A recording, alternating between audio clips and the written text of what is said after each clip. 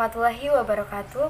Perkenalkan, nama saya Wahyu Eka Febrianti, NIM 092, kelas 2D, Pendidikan Guru Sekolah Dasar Universitas Muhammadiyah Purworejo. Di sini saya akan menjelaskan materi mengenai pesawat sederhana. Pesawat sederhana merupakan alat bantu untuk memudahkan pekerjaan manusia. Pesawat sederhana dibedakan menjadi 4 macam. Yang pertama pengukit, yang kedua katrol, yang ketiga roda berporos, dan yang keempat bidang miring. Keuntungan menggunakan pesawat sederhana adalah keuntungan mekanis, perbandingan antara gaya beban dengan gaya kuasa untuk memudahkan pekerjaan manusia. Pesawat sederhana yang akan kita bahas pertama yaitu pengukit. Pengukit merupakan jenis pesawat sederhana yang paling sederhana.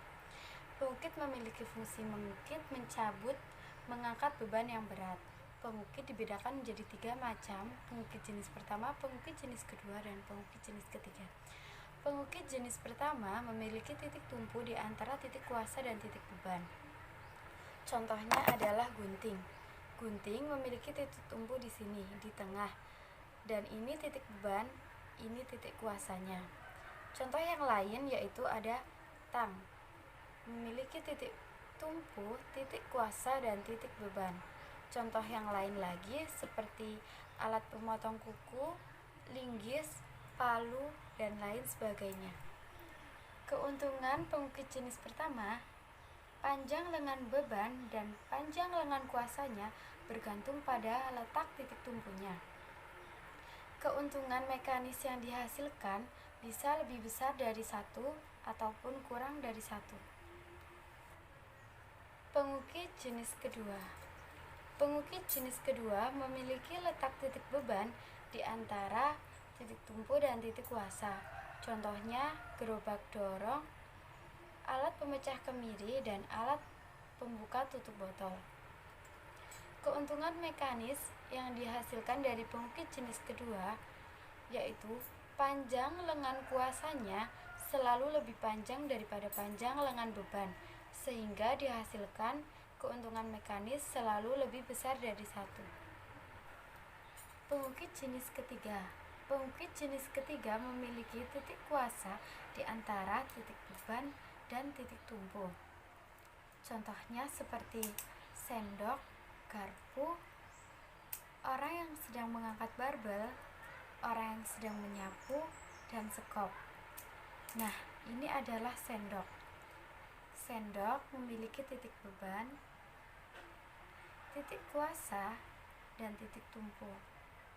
Keuntungan mekanis pengukit jenis ketiga yaitu panjang lengan kuasa selalu lebih pendek daripada panjang lengan beban, sehingga dihasilkan keuntungan mekanis yang kurang dari 1. Katrol merupakan roda beralur dengan sebuah tali atau rantai yang lewat jalur tersebut. Katrol berfungsi memudahkan kita dalam pekerjaan. Katrol dibedakan menjadi 3 jenis. Yang pertama katrol tetap, katrol bergerak, dan katrol majemuk. Keuntungan mekanis pada katrol tetap yaitu gaya kuasa untuk menarik beban sama dengan gaya berat beban, sehingga keuntungan mekanis yang dihasilkan pada katrol tetap sama dengan 1. Katrol bergerak. Katrol bergerak merupakan katrol yang apabila digunakan posisi atau kedudukannya berubah. Contohnya alat pengangkat peti kemas. Keuntungan mekanis yang dihasilkan pada katrol bergerak sama dengan 2. Artinya untuk mengangkat beban menggunakan katrol bergerak hanya dibutuhkan setengah gaya yang diperlukan untuk mengangkat beban apabila tidak menggunakan katrol. Katrol majemuk. Katrol majemuk merupakan gabungan dari katrol tetap dan katrol bergerak. Kedua katrol tersebut dihubungkan dengan tali. Pada katrol majemuk, beban dikaitkan pada katrol bergerak dan salah satu tali dikaitkan dengan katrol tetap. Apabila ujung tali ditarik, maka beban akan terangkat. Keuntungan mekanis pada katrol majemuk yaitu ditentukan dengan banyak penggal tali pada penyangganya. Bidang miring merupakan salah satu jenis pesawat sederhana yang terdiri dari bidang datar yang salah satu ujungnya lebih tinggi daripada ujung yang lain. Keuntungan menggunakan bidang miring yaitu memudahkan kita saat memindahkan barang dari tempat yang rendah ke tempat yang tinggi. Contoh penggunaan bidang miring pada perkakas antara lain yaitu pisau, kemudian baut dan skrup, kapak, dan lain sebagainya. Roda dan poros merupakan jenis pesawat sederhana yang terdiri dari dua silinder yang memiliki dua jari-jari yang berbeda dan bergabung di pusatnya. Silinder yang memiliki jari-jari besar dinamakan roda, dan silinder yang memiliki jari-jari kecil dinamakan poros. Cara kerja dari roda berporos sendiri yaitu dengan mengubah besar dan arah gaya untuk memindahkan benda.